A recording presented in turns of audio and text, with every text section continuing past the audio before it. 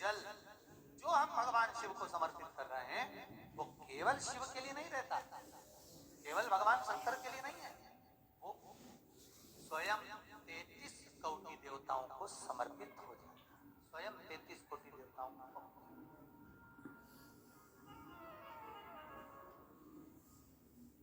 अलग से देने की जरूरत नहीं।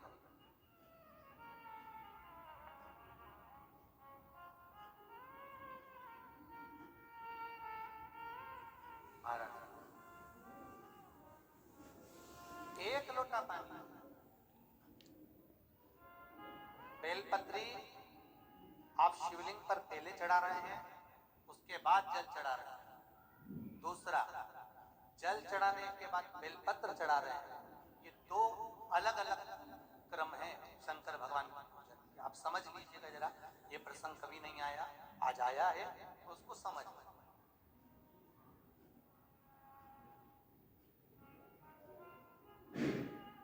पहले बेलपत्र, उसके बाद में जल जो चढ़ाया जाता है, ये रोग मुक्ति के लिए चढ़ाया जाता है। क्या चढ़ाते हैं अपन? रोग के निवारण, रोग मुक्ति। जैसे कोरोना महामारी के अंतर्गत अपन सबने स्मरण किया है ऑनलाइन महापुराण में कि एक वर्णन किया था कि अगर ज्यादा स्वास्थ्य गड़बड़ हो रहा है तो एक लोटा दूध था और एक लोटा पानी बेलपत्र रखकर फिर चढ़ाने का उस समय पर वर्णन किया। आप लोगों ने, कई लोगों ने उसको किया और उसका लाभ आपको। उसी तरह आप शिव मंदिर में जाकर दर्शन करेंगे तो दो चीजें अपने को दर्शन करने को मिलेगी। एक भक्त आता है शंकर जी के मंदिर में, लोग भाव से पहुंचते हैं तो पहले वो क्या करते हैं, पहले बेलपत्री चढ़ा देते हैं, फिर जल चढ़ा देते हैं। और एक भक्त जो शिव मंदिर में पहुंचता है पहले जल चढ़ाता है फिर बेलपत्र चढ़ाता है। दोनों का अलग अलग क्रम है, दोनों का अलग अलग भाव वर्णन है। पहला, अगर बेलपत्र चढ़ाया है और उसके बाद अगर शंकर भगवान पे जल चढ़ा रहे हो तो ये रोग मुक्ति के लिए होता है। जैसे बड़े रोग किसी को हो जाए, रोग किसी को घेर ले तो वो बेलपत्री चढ़ाने के बाद फिर जल चढ़ाएगा तो उसको रोग थम जाएगा और फिर वो रोग आगे नहीं बढ़ेगा।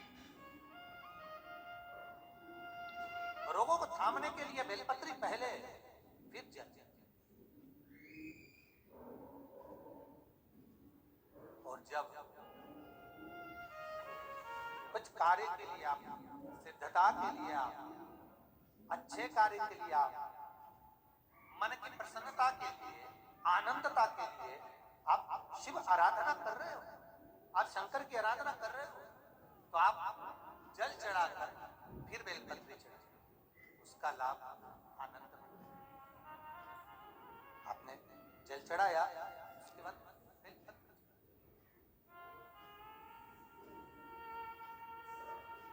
बस एक बात का स्मरण आपको होना चाहिए शिव महापुराण का कि जब भी आप भगवान शंकर को बेलपत्र चढ़ाते हैं, बेलपत्र समर्पित करते हैं, बेलपत्र समर्पित करते समय प्रयास करा करें कि ये बेलपत्र को जब भी आप समर्पित करें, प्रयास करें कि बीच की जो पत्ती होती है बेलपत्र की, मध्य की जो पत्ती होती है उसको अंगुष्ठ से पकड़ा जाए।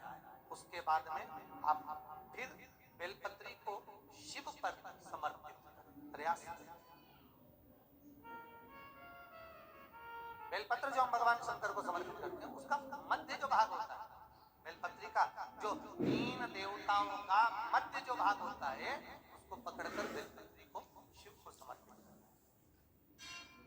पूर्व की कथाओं में यह भी वर्णन किया है कि बेलपत्री की डंडी का मुख कहाँ होना चाहिए। पूर्व की कथाओं में यह भी बताया गया है कि बेलपत्री की तीनों डंडियों के बीच में, तीनों पत्तियों के बीच में जो खाली जगह होती है, डंडी होती है, उसका क्या महत्व है, ये पूर्व की कथा में पहले बता चुका। पर आज जो क्रम चल रहा है कथा का, उसमें अपन जो समझ रहे हैं वो ये होना चाहिए कि आप किस कामना से जल चढ़ा रहे हैं, आपके जल चढ़ाने का क्रम क्या है। अगर आप रोग मुक्ति के लिए चढ़ा रहे हैं तो पहले बेलपत्र चढ़ेगी फिर जल चढ़ेगा। आप कार्य सिद्धि के लिए चढ़ा रहे हैं, पहले जल चढ़ेगा फिर बेलपत्र चढ़ेगी। और यदि कोई विशेष कार्य है आपका जो आपको भगवान शंकर से जाकर कहना है कोई विशेषता, जैसे ब्रह्मलोक में ब्रह्मा है, वैकुंठ में भगवान विष्णु है, पर संसार सागर में ब्रह्मांड में मृत्यु लोक में अगर कोई देव है तो वो देव अधिदेव देव अधिदेव दूसरा नहीं।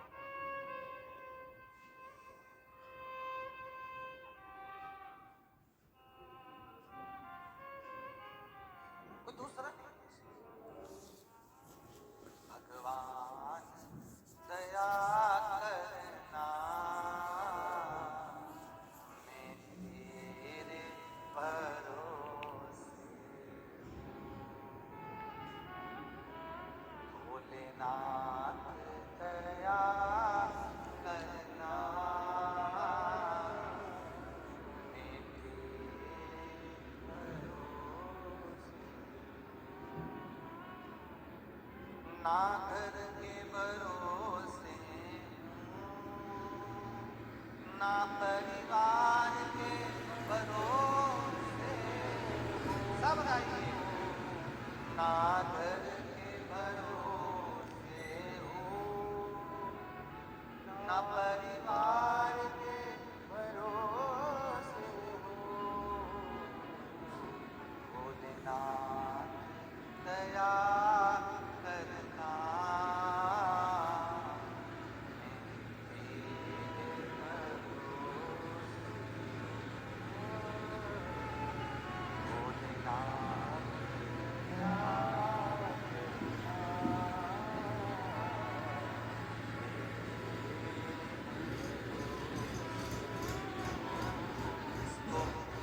एक भरोसा होता है शंकर का, भगवान का एक भरोसा होता है,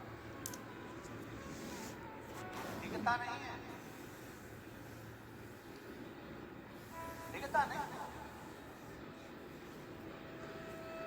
ना इनके भरोसे हो ना उनके भरोसे हो, ना इनके भरोसे हो ना उनके भरोसे हो, भोलेनाथ दया करना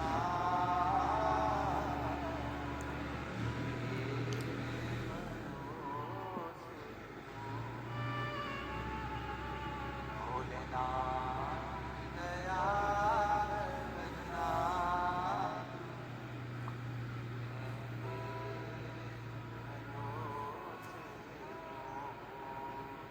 आप किसके भरोसे पर आए हो? जम के बोलो जरा, भोले नाथ के।